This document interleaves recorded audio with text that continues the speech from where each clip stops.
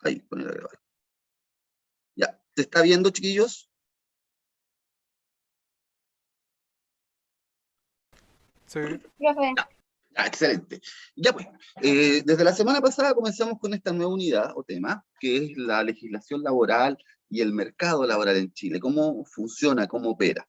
Y lo que más estuvimos viendo, o lo que vimos durante la semana pasada, respecto a los derechos laborales, que yo les conté un poco la historia, ¿cierto? Al principio de cómo fue evolucionando desde los años 20 del siglo pasado hasta lo que es ahora 100 años después, que es este conjunto de leyes que regulan las relaciones entre empleador y empleado, y que estos estaban dentro de un código del trabajo, ¿cierto?, que lograba más o menos juntar todas estas leyes laborales, y empezamos a hablar lo que eran los derechos laborales, cuáles son los derechos que tienen los trabajadores y cómo se ordenan en estas relaciones junto con el empleador.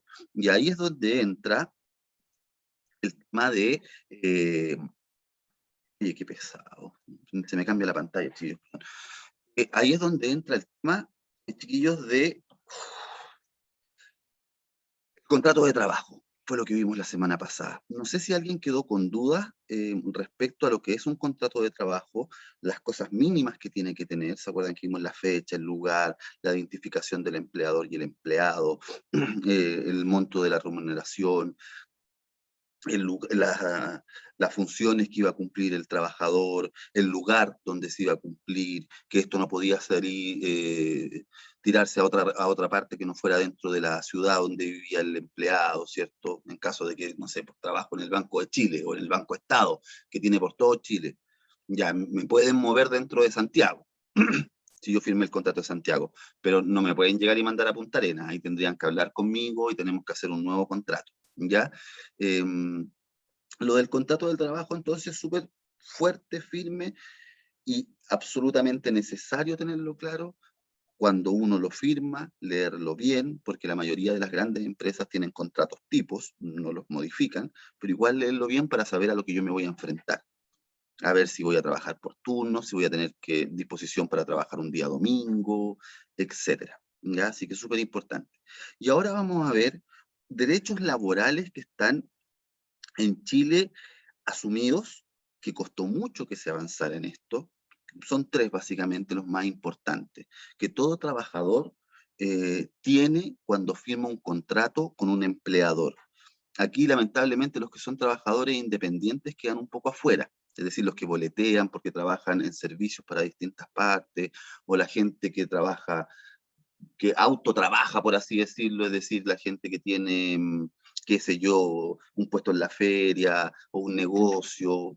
Esa gente queda fuera de esto. Esto tiene que ver con la relación laboral a través de un contrato con un empleador.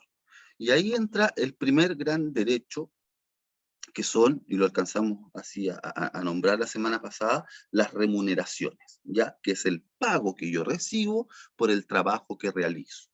Todo trabajo que se realiza en Chile tiene que ser pagado, y lo conversamos la semana pasada, en dinero. No puede ser en producto. Pueden venir beneficios, puede que, como decíamos, que me pasen una casa, que me paguen el transporte, que, qué sé yo, me pasen una gift card todos los meses, que el jefe me regale un saco papas, lo que ustedes quieran. Pero de todas maneras yo tengo que recibir un sueldo, esa es la remuneración, sueldo en billetes, en monedas, en plata. Obviamente me hacen una transferencia o me pagan con un cheque para no andar ahí con los billetes en la calle, pero la remuneración está establecida en el contrato, es fija. Solamente se renueva año a año según el valor del IPC, es decir, cuánto fue la inflación, es decir, cuánto aumentó el costo de la vida. Eso lo fija una entidad en Chile que se llama el Instituto Nacional de Estadísticas. La inflación es la subida de precios. Ya, súper claro eso. Por lo tanto, cuando llega fin de año y se dice la inflación es de un 3%, es decir, durante el año el costo de la vida de todos los chilenos subió un 3%, a mí se me tiene que reajustar esa remuneración fija mínimo en un 3%. Ahí yo puedo negociar que me suban el sueldo y eso. Se paga en periodos iguales, nunca más allá de un mes. No puedo trabajar 3 meses sin que me pague. Tiene que ser lo más una vez al mes. Yo también les decía el año pasado, hay empresas que pagan las quincenas, que se llaman cada 15 días, ni un problema, pero nunca más de un mes. Y el sueldo, es el dinero que recibe el trabajador por la prestación de servicio. Y ese tipo de remuneración entonces es lo que llamamos el sueldo, porque hay otros tipos de remuneración que partimos a ver ahora, uno que se llama el sobresueldo, que es el que considera las horas extraordinarias de trabajo. Yo les decía que lo máximo que puede fijar un contrato como jornada laboral son 44 horas semanales, que se reparten entre los 5 días o 6 días oportunos durante la semana, pero no puede ser más que eso, 44 horas semanales. Si yo en mi contrato dice que estoy contratado por 30 horas y yo voy a trabajar más de esas 30 horas a la semana, entonces viene esto que se llaman las horas extraordinarias. Es decir, me tienen que pagar ese sobretrabajo que yo hice respecto a mi contrato. Eso se fija en el contrato. Yo puedo fijar y negociar con el empleador el monto, pero casi nadie en Chile lo hace. Se toma la regla general. ¿Cuál es la regla general? Que esa hora de trabajo extra que yo hice se me paga con un 50% extra a mi valor hora. ¿Cuál es el valor hora? Cuando yo divido las horas de mi contrato por mi sueldo. Es decir, si yo trabajo 30 horas a la semana y recibo 300.000 pesos, ¿cuánto es mi hora laboral? 1.000, ¿cierto? 1.000 pesos la hora me están pagando. Ok, me están pagando 1.000 pesos la hora, pero si yo trabajo una hora extraordinaria, me tienen que pagar 1.500 pesos por esa hora. Es decir, por lo menos el 50%, no puede ser menos de eso, ¿ya? Esa es la hora extraordinaria o sobresueldo.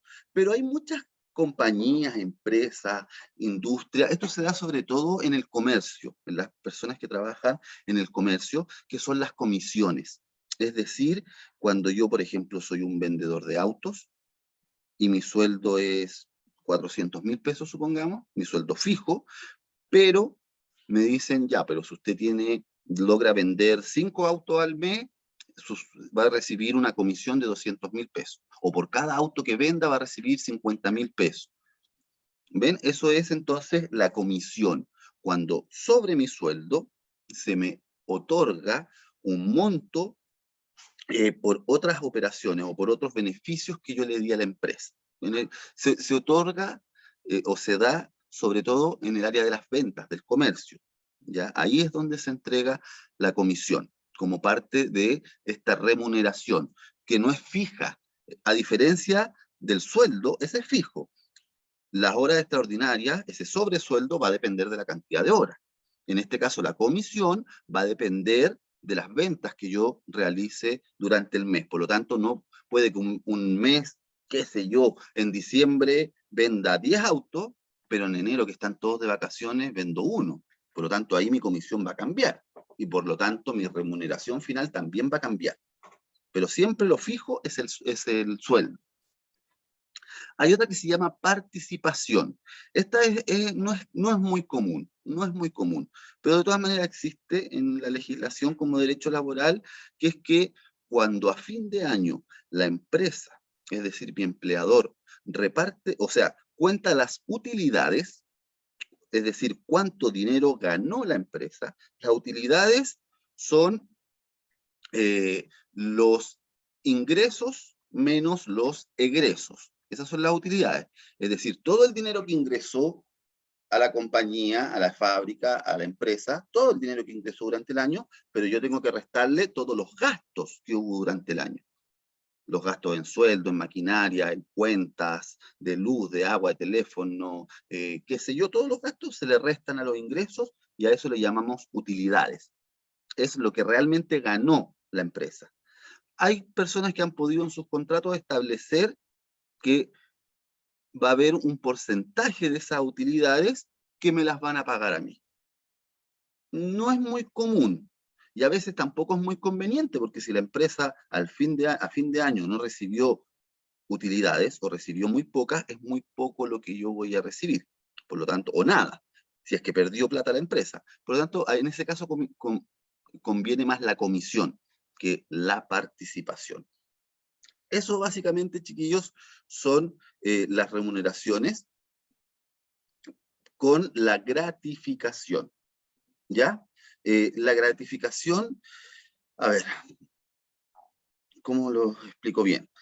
Dentro de las utilidades también, dentro de estas utilidades que yo le decía de la empresa, que son con fines de lucro, porque las empresas sin fines de lucro no pueden tener, en teoría, utilidades. Los colegios subvencionados, en teoría, no pueden tener utilidades. Las universidades privadas, en teoría, no pueden tener utilidades porque son empresas sin fines de lucro.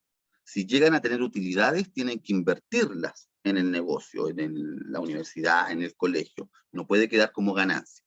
Pero la mayoría de las empresas privadas sí funciona con lucro, es decir, hay una ganancia.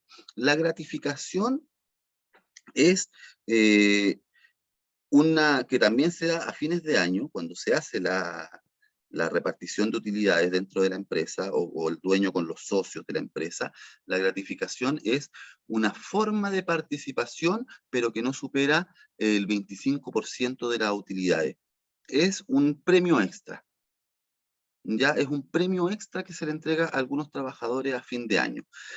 Y la otra forma, pero esa no está reglamentada en la legislación laboral, en las empresas privadas, es lo que nosotros conocemos como los aguinaldos. Muchas empresas, para fechas especiales, generalmente septiembre por las fiestas patrias y diciembre por la Navidad y el Año Nuevo, entregan a sus trabajadores un aguinaldo, es decir, un monto de dinero extra ese mes, de septiembre o de diciembre. Pero eso no está regulado por ley, es decir, el empleador que no quiera entregar aguinaldo está en su derecho de no hacerlo. Y como no está regulado, el aguinaldo sí puede ser en productos. Quizá usted, alguno de ustedes tenga la experiencia de papá, mamá, tío, primo, qué sé yo, que conozcan, que hay empresas que, por ejemplo, a fin de año les regalan una caja. Y qué sé yo, viene un pavo, vienen cosas como para el año nuevo, viene un pan de Pascua, viene un cola de mono, vienen cosas así. Eso es parte del aguinaldo y puede ser en productos porque no está regulado. En los empleados públicos sí está regulado el aguinaldo, pero en las empresas privadas no. Esos son voluntarios del empleador o algún acuerdo que llegue con el sindicato o con los trabajadores, pero no está regulado por la ley. Siguiente derecho, les dije que íbamos a ver 3. Remuneraciones. El segundo, el descanso. ¿Qué es el descanso? Todo trabajador, chiquillo, todo trabajador necesita un tiempo de pausa para recuperar fuerzas. Nadie puede trabajar 44 horas semanales así sin parar por toda su vida. Eso hacían, como cuando yo les conté, cuando no existían las leyes laborales, cuando no existían los derechos laborales, que no había jornada de trabajo, no, nada. El descanso es cuando entonces el trabajador recupera todas sus capacidades físicas, intelectuales, para poder desarrollar en plenitud sus funciones o su labor dentro del trabajo. Y está regulado por ley. El primer descanso es la colación. Si yo trabajo una jornada completa, tengo que tener mínimo media hora de pausa para poder almorzar. Ese es el mínimo. En general las empresas otorgan una hora. En general, es una hora. Y hay un tema con esto. Sí, este descanso no está considerado dentro de la jornada laboral. ¿Qué quiere decir esto? Que si yo, por ejemplo, tengo un contrato de 40 horas a la semana. ¿Qué quiere decir eso? Si lo distribuyo de manera igual, 40 dividido de lunes a viernes, que es 5, es 8 horas diarias. Ah, ya, yo tengo 8 horas diarias. Es decir, ya, yo supongamos entro a las 9 de la mañana. Trabajo 10, 11, 12, 1, 2, 3, 4, 5. de 9 a 5, ahí están mis 8 horas. Ah, no, pues, pero es que necesito un descanso para almorzar. Ni un problema, tómeselo justo en la mitad, pero no está considerado. ¿Qué quiere decir esto? Si entro a las 9 y salgo a las 5, pero tengo una hora de colación, es 10, 11, 12, 1, me voy a colación, vuelvo a las 2, 3, 4, 5. O sea, vuelvo a las 2, 3, 4, 5, 6. Es decir, no trabajo de 9 a 5, que son 8 horas, trabajo de 9 a 6, porque esa hora de colación no está considerada dentro de la jornada laboral, no la cuenta el empleador. Esto es por ley. Es medio injusto, creo yo, pero bueno, así como está, porque es el tiempo de descanso de un trabajador. Ese es lo primero. El segundo es lo que llamamos el descanso semanal. A no ser que yo tenga un trabajo que sea por turno, que generalmente se da en salud, en el comercio, en el transporte, que son las cosas que siguen operando los fines de semana, el cine, ¿cierto? Los restaurantes, ahí se trabaja bajo un sistema de turno. Pero en la gran mayoría de los trabajos yo trabajo de lunes a viernes. ¿Y qué dice la ley? Que en estos trabajos que no sean por turnos, se consideran como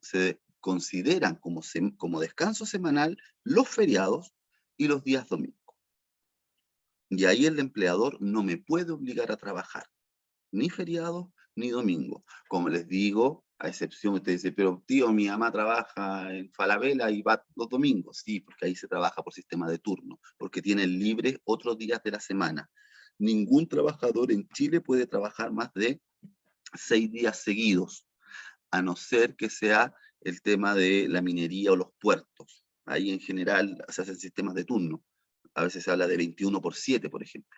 Trabajo 21 días seguidos, pero tengo después 7 días libres, una semana entera. Pero en la legislación normal, en el Código del Trabajo y la legislación que implica un trabajo que no sea de turno, yo no puedo superar los 6 días seguidos trabajados. O sea, si yo trabajo de lunes a sábado, me tienen que sí o sí dar el domingo libre. Y si trabajo en el comercio, lo mismo. Si trabajo los domingos, me tienen que dar en la semana algún día libre. No puedo trabajar de domingo a domingo. Eso está prohibido, salvo las excepciones que les nombré recién, Fuerzas Armadas, los puertos, las mineras. Para el resto no. Y lo otro, que quizá esto, insisto, si alguno de ustedes tiene algún papá, mamá que trabaja en el comercio, lo han visto. Si trabajan los días domingo por el tema de los turnos, al menos tienen que tener 2 domingos libres al mes. No pueden trabajar los 4 o 5 domingos del mes. La semana, o sea, el mes generalmente tiene 4 semanas y media, ¿cierto? A veces, generalmente son 4 domingos, a veces son 5, pero generalmente son 4. No puede trabajar los 4 domingos. Tiene que tener 2 domingos libres. ¿Ya? Eso también lo tira la ley. Así que, salvo las excepciones que considera la ley, domingos y feriados son de descanso del trabajador.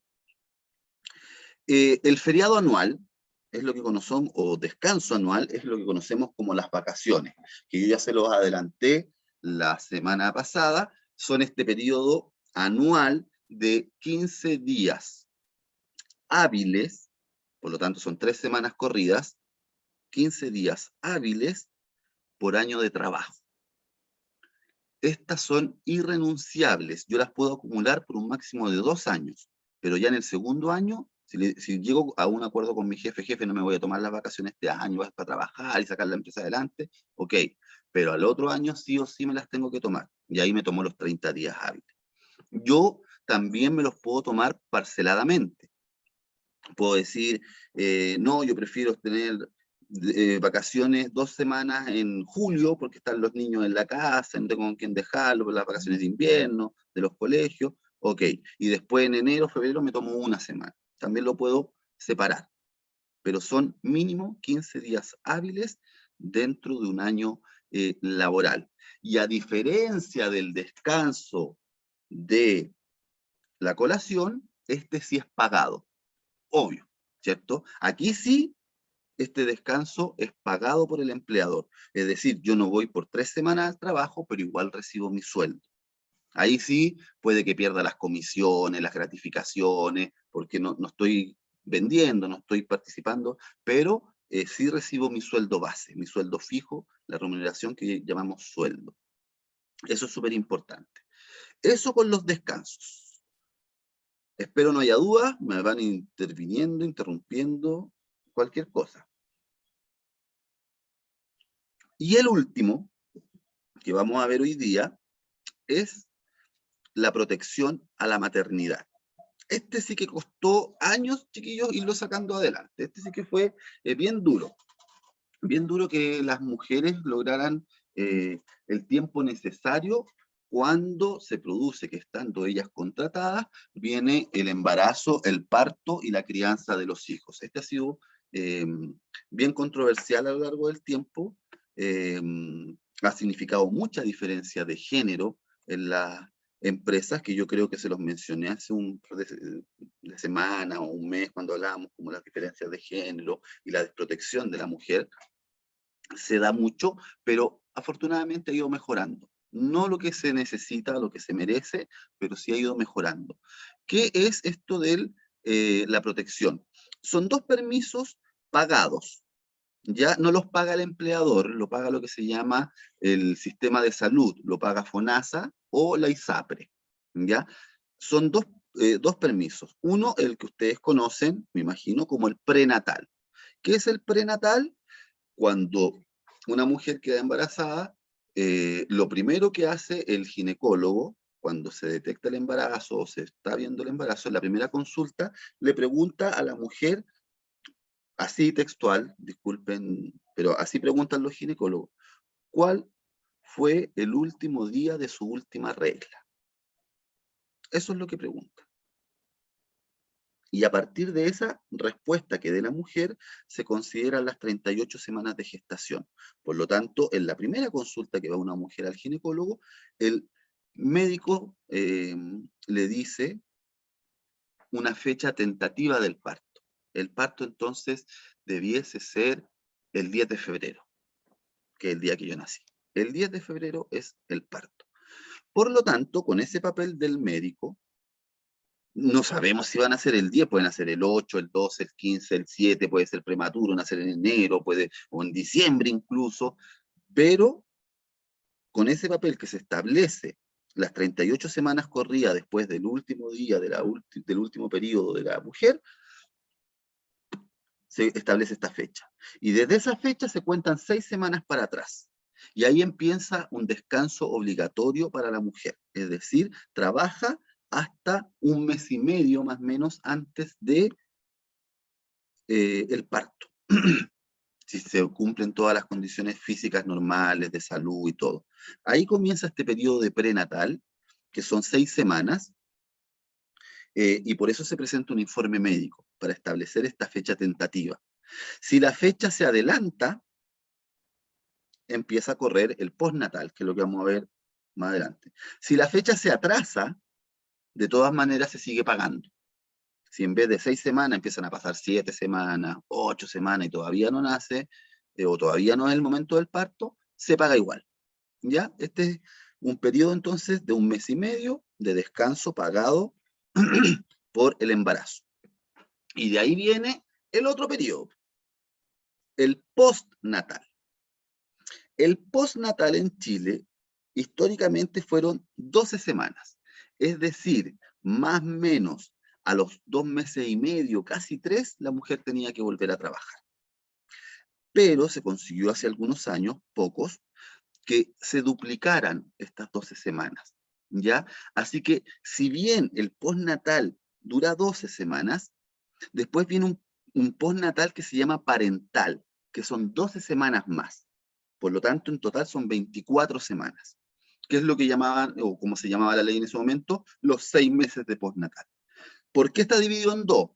Porque las primeras 12 semanas son para la mujer y las otras 12 semanas se llaman de protección parental. Es decir, esas segundas 12 semanas, la mujer se las puede otorgar al padre. Y la mujer vuelve a trabajar y el padre se queda esas 12 semanas en casa. ¿Ya? Por eso está dividido en 2 periodos, pero en general la regla nos dice que son 24 semanas desde el día del parto.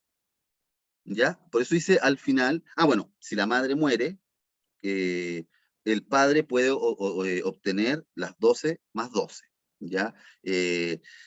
Hay situaciones particulares, si, por ejemplo, el hijo es prematuro y nace con menos de 1,5 kg, y no me acuerdo cuántas semanas de gestación, pero parece que eran solamente los kilos. Si el bebé al momento de nacer nace prematuro y pesa menos de 1,5 kg, pueden ser hasta 18 semanas.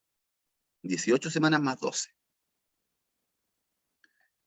Si la madre, obviamente si el niño enferma y viene con algún tipo de enfermedad catastrófica o enfermedad que requiera del cuidado de la madre, también se puede aumentar a 18 semanas más, ¿ya? O sea, aumentar los 12 a 18. 18 más 12, 30.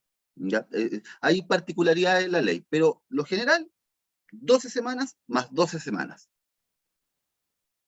¿Por qué 12 más 12? Porque las 12 son obligatorias para la mujer, pero las otras 12 pueden ser traspasadas al padre. Y también existe, chiquillos, por si acaso, un postnatal masculino, que son 5 días hábiles, que yo me puedo tomar o el padre se puede tomar un mes después del momento del parto. Se puede tomar los 5 días seguidos o se puede tomar uno a la semana. Más que nada, eso se permite para el tema de los trámites. Sobre todo para el tema de los trámites, porque cuando nace un bebé hay que hacer muchos trámites y obviamente la mujer que viene recién saliendo de un parto, los trámites de inscripción en el registro civil, etcétera, lo hace el padre y se toma esos días y son pagados, ya no se le descuentan de su remuneración. Como les decía, se pueden tomar los 5 días seguidos, o de a 1, de a 2, de a 3, aprovechar un fin de semana largo, se los toma cuando él quiera, pero durante el primer mes, y son obligatorios. Es decir, si está llegando al mes del nacimiento y el papá todavía no se los toma, el padre, el empleador tiene que decirle ya, usted no viene a trabajar y no viene en 5 días más porque se cumple su plazo de postnatal de la paternidad, o masculino que le llaman. Y otra cosa, mientras la mujer, la trabajadora, esté en pre y postnatal, no puede ser despedida bajo ningún pretexto. No puede ser despedida. No puede, no hay juez que lo autorice, no hay legislación que lo autorice. Se llama garantía legal. Entre 6 semanas antes del parto y hasta 24 semanas después, no puede ser despedida. Y hay otra garantía más para la mujer que se llama el fuero maternal. El fuero maternal.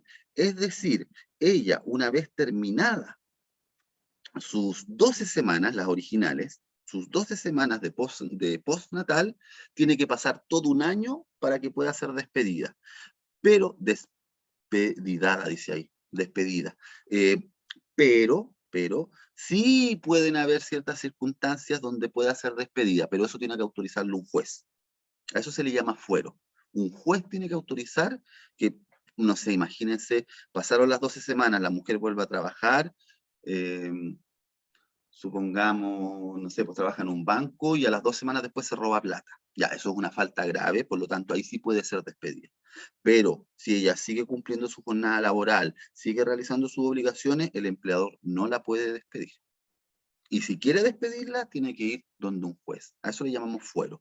Más o menos, si ustedes sacan la cuenta, es cuando el bebé tiene como 1 año y medio, un poquito menos, como 1 año y 5 meses, que la mujer no puede ser despedida. En eso consiste entonces el pre y postnatal. ¿Dudas, chiquillos, hasta ahora? Porque ya estamos terminando. He hablado de remuneraciones, de maternidad. ¿Alguna duda hasta ahora? Está quedando claro, ¿no? Igual acuérdense que yo... Profe, Dígame. en una entrevista de trabajo no te pueden preguntar si tiene como a futuro ser mamá, ¿cierto? No, no. Hay una legislación, pero no se cumple mucho, lamentablemente, que tiene que ver con las entrevistas de trabajo. A mí, yo, por ejemplo, no me pueden discriminar por el lugar donde vivo, no me pueden discriminar por los años que tengo, y no me pueden discriminar por si soy mujer y hombre. Por lo tanto, si en una entrevista Llega una mujer de 25 años sin hijo, no le pueden decir, ¿y usted ha pensado, o usted es casada o es soltera? ¿Ya ha pensado en ser mamá? No, esas preguntas, incluso sin tener un contrato, porque estoy recién en la entrevista, yo puedo denunciar a esa persona. No voy a recibir ningún beneficio yo, pero si esa persona, si ese empleador, que no es mi empleador todavía, pero si esa empresa, puede ir a la inspección del trabajo y multarla. Yo no voy a recibir beneficios. Si la multan, la plata se va al Estado, no se va para mí. Pero no te pueden hacer esas preguntas. Ahora, si te las hacen, ahí uno verá si denuncia o no, o si acepta más o menos esas condiciones. Pero no es una pregunta aceptable por la legislación, bajo ninguna circunstancia.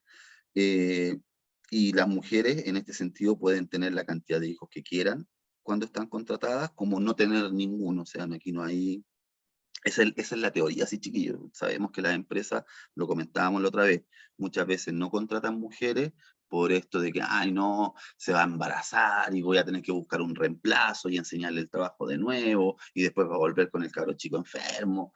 Es una mentalidad bien machista, misógena, empresarial en Chile. Así que, claro, es muy recurrente que no se respeten estas cosas. Lo mismo que yo les decía la otra vez, es la mujer la que, por ejemplo, cuando nosotros estamos en FONASA, a todos los trabajadores, hombres o mujeres, se les descuenta el 7% de su remuneración. Eso se va por ley a FONASA, para cuando yo vaya a comprar un bono, para atención médica, etc. Si yo estoy en la ISAPRE, ahí yo contrato un plan de salud, porque es una empresa privada. Por lo tanto, ¿qué hacen la ISAPRE? Los planes de salud de los hombres son más baratos que los planes de salud de las mujeres. Porque las ISAPRES dicen, ah, no, pues ella después va a estar embarazada, que el ginecólogo, que los exámenes, que la clínica, que el parto, que el cabro chico enfermo, más caro. Eso yo lo planteaba la otra vez, una injusticia absoluta, porque al final, hasta donde yo sé, salvo la religión católica que cree en la Virgen María, nadie nace por el Espíritu Santo, ¿cierto? Todos nacemos de dos personas. Así que ahí es donde yo les he dicho que ahí el hombre debiese compartir también los pagos, sea soltero o no. De eso se trata de vivir en sociedad, de ser también subsidiarios con los demás, porque después también van a ser beneficios que yo en algún momento pueda recibir eh, en mi beneficio. Pero bueno, ahí ya entramos en otro tema. Y sí, las empresas pueden, me preguntaba Ignacio, las empresas pueden exigir experiencia laboral. Eso es un gran tema para la gente que tiene entre 25, 26 y mi edad, 40, 45. Es muy difícil para las empresas a veces contratar gente sub 25 porque no tienen experiencia laboral y no quieren dejarle el cargo a alguien que no tiene experiencia. Y para los que tienen más de 45, encontrar pega, aunque tengan toda la experiencia del mundo, es muy difícil porque las empresas dicen, no, este ya viene con maña, no lo vamos a cambiar.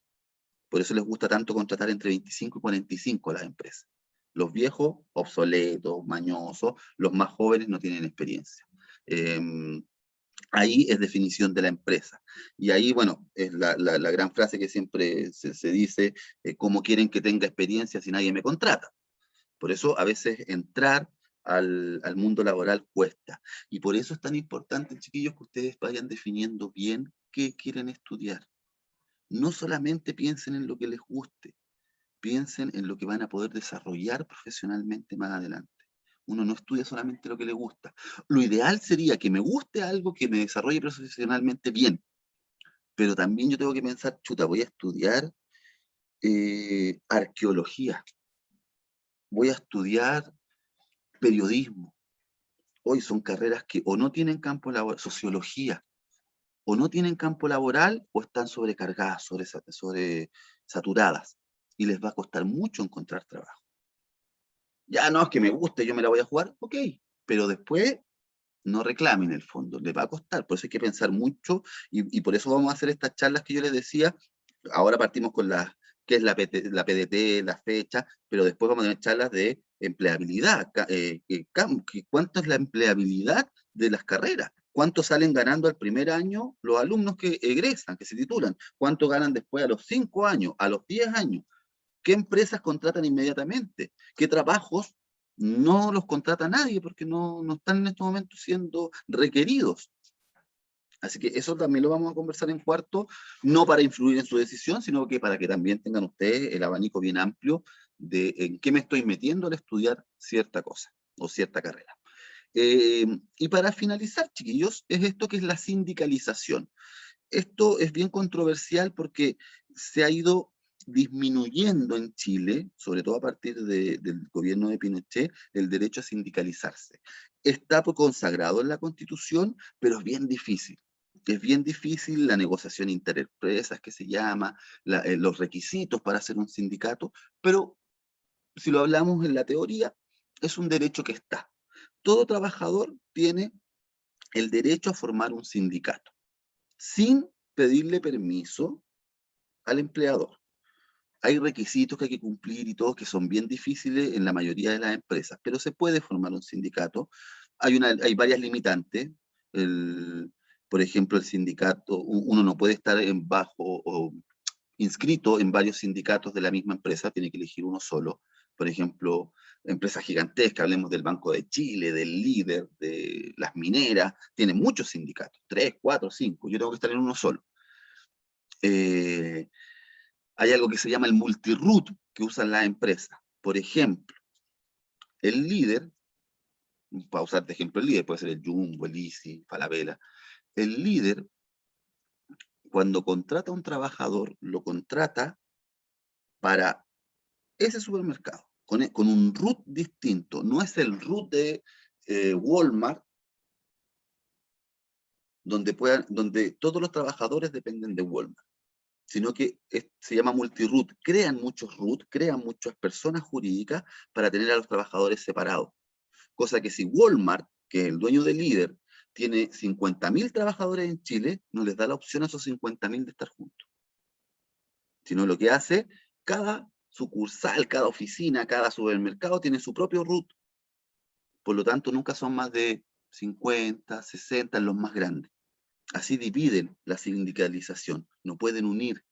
¿Ven? Eso también han tratado de corregirlo en la ley, pero bueno, es bien poderoso el lobby que se llama, que hacen las empresas privadas para que en el Congreso no se aprueben este tipo de leyes que van en beneficio de la sindicalización. En Chile también está consagrado el derecho a huelga, pero en Chile el derecho a huelga es con descuento, él le da la posibilidad al empleador de reemplazar al que está en huelga. O sea, hay bien ahí. Y lo otro súper importante, si yo entro a una empresa, nunca voy a estar obligado a ser parte de un sindicato de la empresa. Es decisión propia de cada trabajador. Eso, chiquillos, con los derechos laborales. Próxima semana vamos a ver lo que es el mercado del trabajo. Ahí vamos a entrar un poquito a ver cómo funciona el mercado, porque hay hartos problemas en Chile también ahora, pues nos sacaron leyes que no son muy buenas. Por ejemplo, vamos a hablar de la terciarización. ¿Qué quiere decir esto? Yo trabajo para Codelco, por ejemplo, pero la que me contrató no fue Codelco, fue otra empresa más pequeñita.